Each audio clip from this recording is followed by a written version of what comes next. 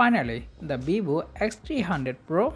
Today in this video, I like to share you guys unboxing and review Vivo X300 Pro. So first of all, talk about the box content. Firstly, we get our smartphone, then one SIM ejector tool, one soft case, next 90-watt adapter and USB Type-C cable, and this is our Vivo X300 Pro black color. So first of all, talk about the phone design and the build quality. Design wise, the phone look very similar to previous generation, just one changes is the flat display. Finally, the smartphone come with a flat display, and camera bump is not be small, is also very huge. The design and build quality, the smartphone is very premium. The phone come with Gorilla Glass armor in the front, glass also back and aluminium frame, and the phone also offer IP68 and IP69 rating. On the display department, the phone comes with 6.78-inch LTPO AMOLED panel with 1 big color and 120Hz refresh rate, HDR10 Plus support and 4500 nits of peak brightness, and this is 1.5K resolution panel.